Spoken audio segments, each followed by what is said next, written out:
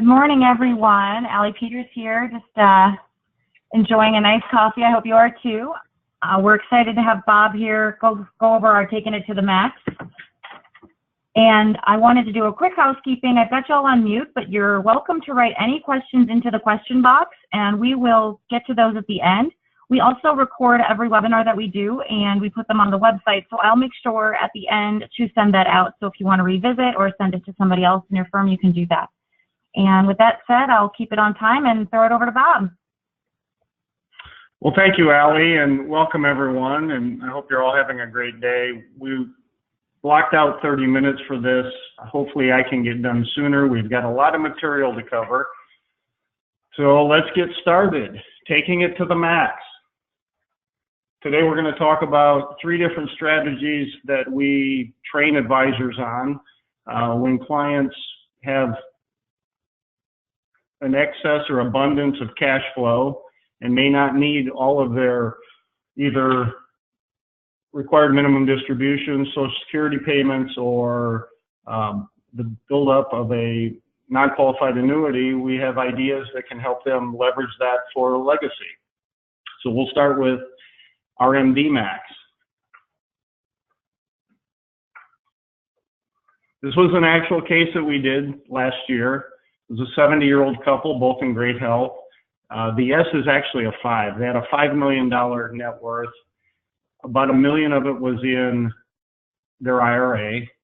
They've always lived within their means. They're facing RMDs, and their financial plan showed that they're going to be okay, that they have an abundance of cash flow, and they would never need the RMDs. So the advisor suggested that they look at some strategies to leave a greater legacy for their kids and grandkids. So by the numbers, the RMD for $1 million IRA is roughly $36,500. So if we net out the tax, that leaves us $25,500 to invest. Now, as we know, RMDs go up every year, so there will be excess liquidity down the road, but at first we'll start with this base point. So the advisor discussed legacy with the client. The clients expressed an interest in maximizing what they could for their kids and their grandkids. They applied for and were approved as a survivorship policy, both at standard rates, no preferreds or preferred pluses, and that created a $1.16 million death benefit, guaranteed all years to 131. Now, we have the ability to do all these designs for you and put this in a presentation form to a client. All these presentations would be informational as well. But here's a basic chart on what the RMDs look like. All the assumptions that were made. The spend down of the IRA. And the graph showing that in roughly 13 years, they've doubled, their RMD has doubled, assuming a 6% return. Now, I used a 6% return because that was what the client was comfortable with. Because they're not dependent on this, they can be a little more aggressive. Their time horizon's a lot longer, and their experience has been far above 6%. And as you can see at life expectancy at age 91, they've spent down absolutely nothing. Their IRA is still worth over $1 million. Age 91 also happens to be their joint life expectancy. The illustration that we used in the case went to American General on a survivorship, $25,547 of premium annually, created a $1,169,917 death benefit. And this policy has a special rider that says that if you hit certain funding levels, not only is your policy guaranteed for life, but you also have the ability to, if you wanted your money back after 15 years, they have a guaranteed return of premium rider. And as you can see highlighted on the left, that return of premium at the 15th year at age 85, should they need the money, there's $383,212 that would be returned to them, and the policy would be surrendered. One other interesting note on the other side of the page, at age 91, their joint life expectancy, the internal rate of return of this as an investment is 6.62%. So that 1.1 million is tax-free. The tax-free equivalent for the investment of $25,000 a year for 21 years is 6.62%. So not a bad return. And this just goes to show that it'll run through age 131. Social Security maximization. This one really has a kind of a special place with me because I got to really understand Social Security because it's been a kind of a hot topic, and Social Security seminars have been a hot topic for retirement planning. But when one spouse is gone, the legacy benefit to the surviving non-spouses of a Social Security benefit is $255. So in this case, we had a 70-year-old widow who was in exceptional health. She was worth about $4.5 million. Her monthly Social Security was around $2,000. She always lived within her means, had excess of cash, excess cash flow, was never going to need the Social Security, and legacy was important to her. So having the conversation with her, the advisor really got her to think about, okay, this $2,000 you get every month, you just put it in savings, and then eventually you invest it somewhere. What if we could set up an account that would guarantee the same amount of income to your kids or your grandkids?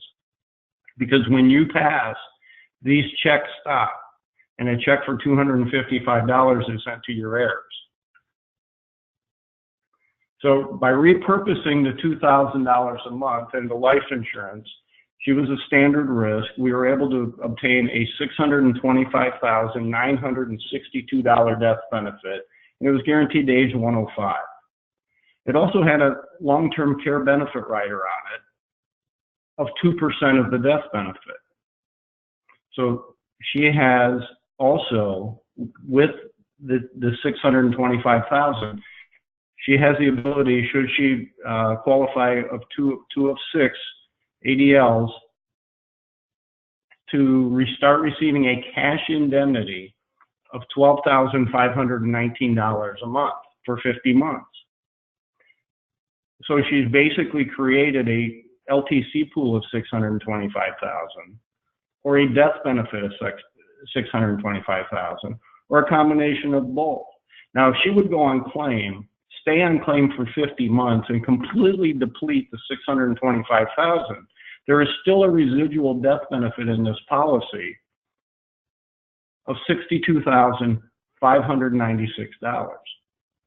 The internal rate of return just on the life insurance or the depletion of the LTC benefit alone at life expectancy is 5.54%. If she took that money, if her heirs took that money, or if it went into a trust as the beneficiary, that $625,000 at 4% would generate $25,000 a year of income, or over $2,000 a month into perpetuity. So repurposing that $2,000 a month that's not needed, put in CDs, reinvested, whatever she's doing with it, she's not spending it, she may be giving it away, would extend that $2,000 a month of income to her kids, her grandkids, or anybody who's important to her. So the illustration shows the $2,000 a month. It includes the long-term care rider, the long-term care benefit, and I think this is important to understand. This is a cash indemnity, and this is with Nationwide. Cash indemnity means that once they qualify for 2 of 6, it will cover informal care. All there has to be is a plan set up. It doesn't have to be formal care provided. There doesn't have to be some type of formal caregiver. It can be informal, it can be kids, it could be their kids, their grandkids, it could be anybody they want, and it can be spent any way they want. I think that's important to understand.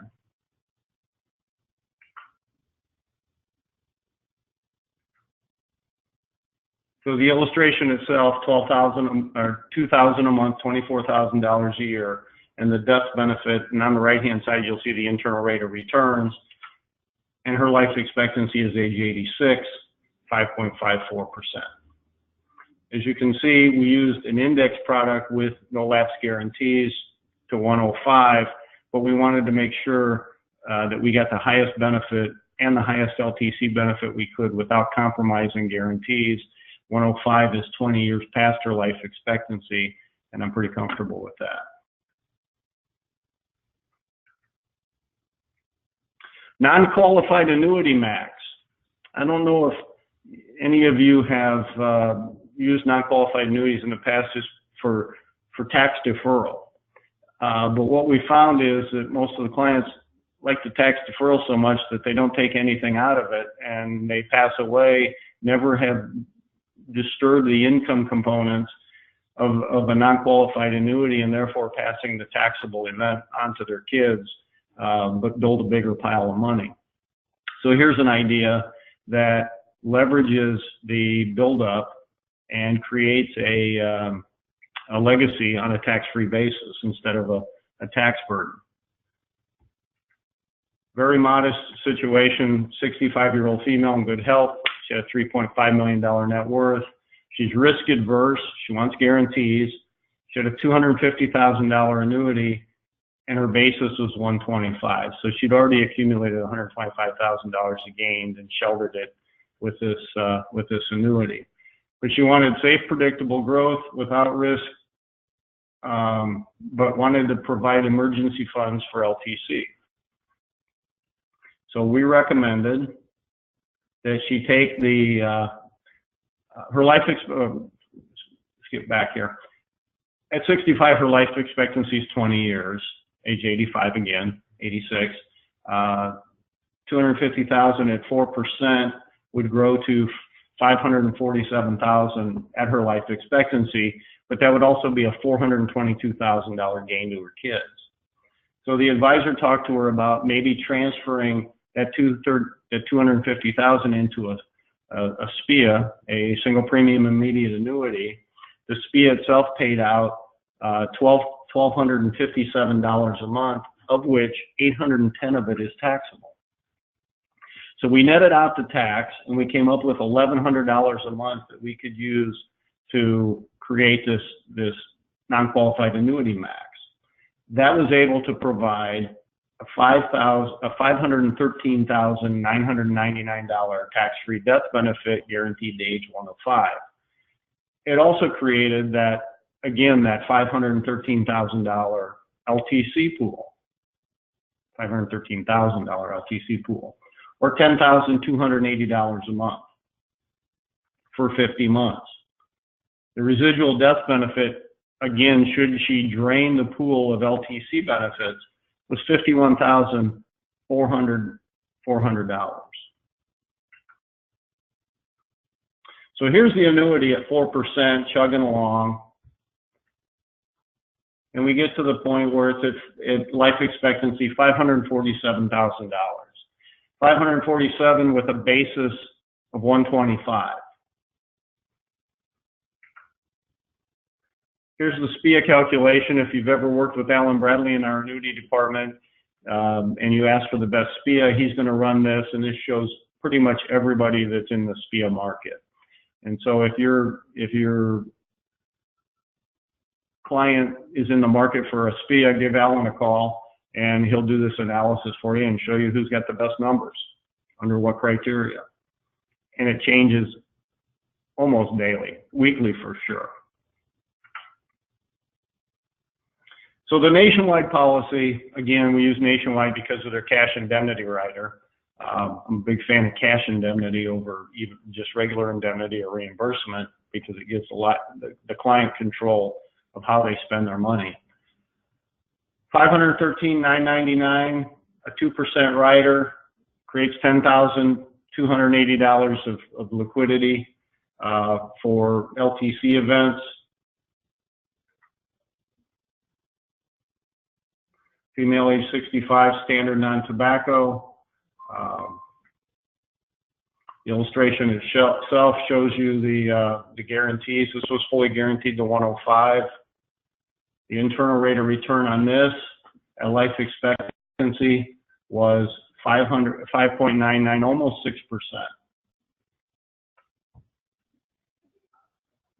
So what are the takeaways here? Well, our clients are living longer. I saw a study the other day that showed that in the last 10 years, you have a 43% more people have lived to age 100. And there are more people over age 85 than ever before. And it speaks to the fact that we need to provide and maximize the outcomes for our clients with their resources. And making these type concepts available to them, or just sharing with them, do you know you could do this? It doesn't have to be the whole RMD. It could be a portion of it. It doesn't have to be the whole Social Security benefit. It could be a portion of it. It doesn't have to be the whole non-qualified annuity. In fact, most companies will now accept partial 1035s. So if we had a big annuity, say a $500,000 annuity with a $400,000 gain, and they wanted to do it with half of their monies, they could do it, assuming that the company that they have the money with today will do a partial 1035. Most of the carriers we work with will accept them. And so therefore, it gives us a lot of flexibility. We just have to expose the clients to the concepts, how to repurpose money, look at money differently to maximize the outcomes that the clients say are important to us.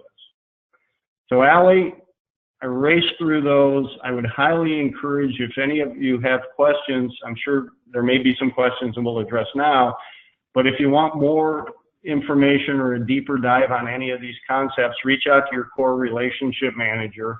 If you don't have a core relationship manager, call our home office and we will assign you one.